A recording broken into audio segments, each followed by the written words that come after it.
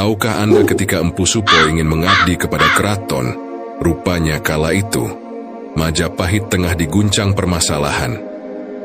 Tak disangka, gedong pusaka milik raja tengah kemalingan. Satu pusaka berharga raib dari tempat penyimpanannya. Bersama adiknya yang bernama Supagati, Ki Supo Mandrangi pun memiliki keinginan mengabdi kepada kerajaan Majapahit. Maklum, menjadi ahli pusaka kerajaan merupakan impian banyak orang kala itu. Bahkan, mengabdikan diri kepada raja dianggap sebagai puncak pencapaian bagi para pembuat keris atau pusaka.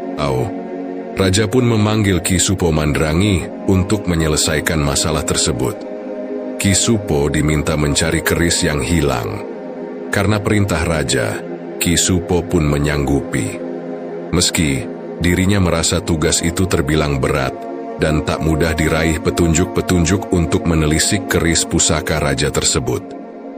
Terlebih, sang raja pun bertitah apabila Ki Supo Mandrangi mampu menemukan keris tersebut, dia bakal diperbolehkan mengabdi di keraton.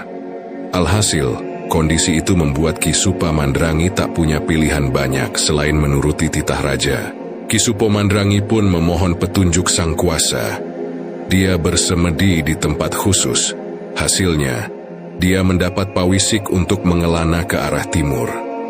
Dengan ditemani Ki Supagati, Ki Supo Mandrangi pun mengelana. Untuk menyembunyikan misi rahasia tersebut, Ki Supo Mandrangi pun melakukan penyamaran. Namanya diganti menjadi Ki Rambang. Kata Rambang tak beda dengan ngelambrang, alias berjalan kemanapun tanpa tujuan yang pasti. Setelah mengelana beberapa bulan, langkah kakinya pun menginjak bumi Blambangan. Ki Supa terlebih dahulu menjumpai Ki Luwuk. Dia adalah empu senior yang dekat dengan Adipati Blambangan, Menak Dadali Putih. Lewat diplomasi kepada Ki Luwuk, Supo akhirnya bisa bertemu dengan sang Adipati.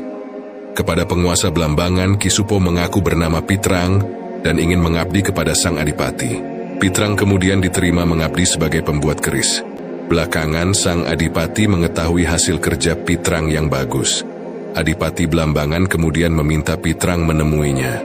Tak lain ingin memberinya tugas baru. Sang Adipati meminta Pitrang membuat keris putran alias keris duplikat.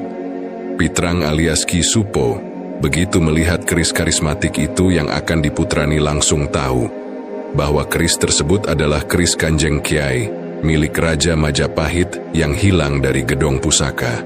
Kepada sang Adipati, Ki Pitrang pun langsung menyanggupi permintaan membuat keris pitran. Tapi, dia mengajukan syarat yakni, selama 40 hari membuat keris putran, tak ada satu orang pun yang boleh memasuki Besalen, tempat empu membuat keris. Sang Adipati lantas menyanggupi syarat, bahkan meminta prajuritnya berjaga di luar Besalen, agar tak ada orang yang mengganggu Ki Pitran ketika bekerja. Dia pun menghadap sang Adipati. Ketika itu dia menyembunyikan keris Kanjeng Kiai Sumelang Gandring di paha kirinya. Sedang, dua keris putran hasil karyanya dihadapkan kepada sang Adipati. Dua putran itu disebut Ki Supo sebagai keris putran dan keris yang asli. Tak disangka, sang Adipati terpukau dengan dua karya Ki Pitrang. Dia tak bisa lagi mengenali keris yang asli dan yang putran. Padahal, sebenarnya kedua keris itu adalah keris putran. Sang Adipati Blambangan pun amat bahagia. Karya Ki Pitrang berhasil membuatnya gembira. Saking senangnya, sang Adipati menikahkan Ki Pitrang alias Ki Supo dengan salah satu adik perempuannya, serta memberinya banyak hadiah. Selang beberapa bulan kemudian, Ki Pitrang ingin pulang ke Majapahit. Dia pun berpesan kepada istrinya yang telah hamil, jika telah lahir anak laki-laki agar diberi nama Jakasura. Setelah cukup besar, anak itu agar menyusulnya ke Majapahit. Begitu sampai Majapahit, Ki Pitrang yang bernama asli Ki Supo Mandrangi menghadap Raja Majapahit. Di hadapan Raja, dia memberikan keris yang berhasil didapatkannya dari Adipati Blambangan. Sang Raja pun gembira, karena telah berjasa besar menemukan dan mengembalikan keris pusaka keraton.